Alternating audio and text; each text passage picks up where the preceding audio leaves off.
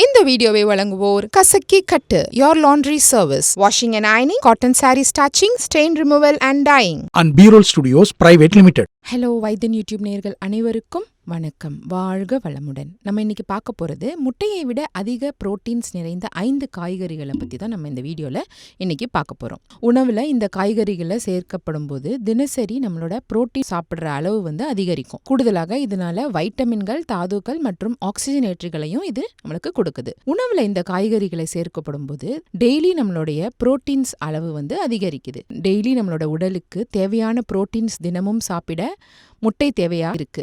இந்த 5 காய்கறிகளை நம்ம டயட்ல சேர்த்துக்கிட்டோம்னா இந்த முட்டையை சாப்பிடணும் அப்படின்ற அவசியமே கிடையாது. முட்டைகள் புரோட்டீன்ஸ் நிறைந்த ஒரு ஆதாரமான ஒன்று தான். ஒரு முட்டையில சுமார் 6 கிராம் புரோட்டீன்ஸ் இருக்கு. இருப்பினும் சில காய்கறிகள்ல புரோட்டீன்ஸ் உள்ளடக்கத்தை முட்டைகளை விட இது ரொம்ப ரொம்ப நிறைய புரோட்டீன்ஸ் இதுல இருக்கு. உணவுல இந்த காய்கறிகளை சேர்க்கப்படும் போது தினசரி புரோட்டீன்ஸ் உட்கொள்ளல நம்ம அதிகரிக்க முடியும். மேலும் வைட்டமின்கள், தாதுக்கள் மற்றும் ஆக்சிஜனேற்றிகளையும் இது வழங்குது. நீங்கள் ஒரு சைவ உணவு உண்பவராக இருந்தாலும் சரி அல்லது தாவர அடிப்படையிலான உணவுகளை அதிகம் சாப்பிட விரும்புபவர்களாக இருந்தாலும் சரி, இந்த காய்கறிகளை நம்ம சாப்பிடும் பொழுது அதுல உள்ள புரோட்டீன்ஸ் நம்ம உடம்புக்கு அதிகமா சேரும். நீங்க தினமும் காலை உணவாக முட்டைகளை சாப்பிட்டுட்டு வரீங்களா?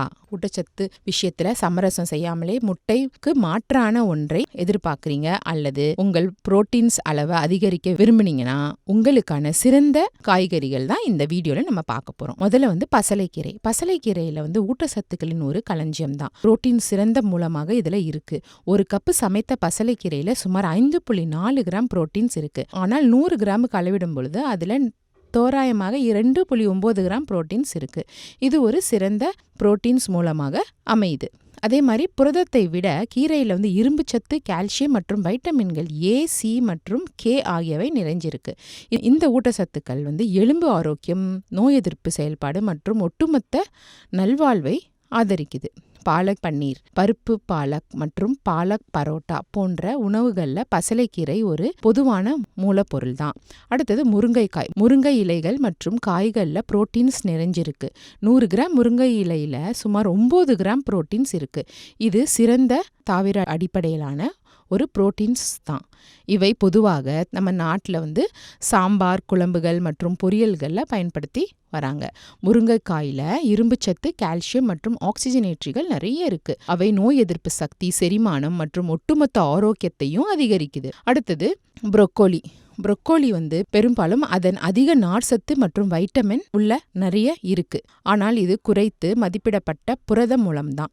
100 கிராம் புரோக்கோலியில சுமார் 2.8 கிராம் புரோட்டீன்ஸ் இருக்கு. ஒரு முழு கப் நறுக்கிய சமைத்த புரோக்கோலி கிட்டத்தட்ட 5.7 கிராம் புரோட்டீன்ஸ் நம்மளுக்கு கொடுக்குது. இது ஒரு முட்டையை விட அதிகம் தான்.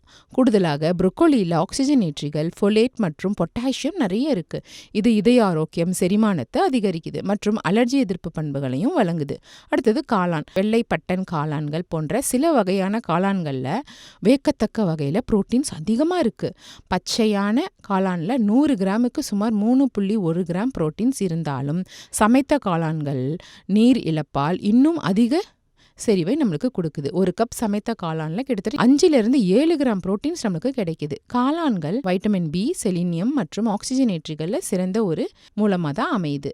அவை மூளை ஆரோக்கியத்தை மேம்படுத்துது, நோய் எதிர்ப்பு சக்தியையும் அதிகரிக்குது மற்றும் புற்றுநோயை எதிர்த்து போராடும் பண்புகளை கொண்டது. அடுத்தது பட்டாணி. தாவர அடிப்படையிலான புரதம் சிறந்த ஆதாரங்கள்ல பட்டாணியும் ஒன்றுதான். ஒரு கப்பு சமைத்த பட்டாணில சுமார் 8 கிராம் புரோட்டீன்ஸ் இருக்கு. இது ஒரு முட்டையை விட கணிசமான அளவு ரொம்பவே அதிகம்.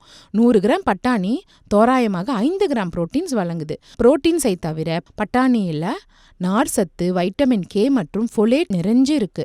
அவை செரிமானம், இதய ஆரோக்கியம் மற்றும் இரத்த சர்க்கரை கட்டுப்பாட்டையும் ஆதரிக்குது.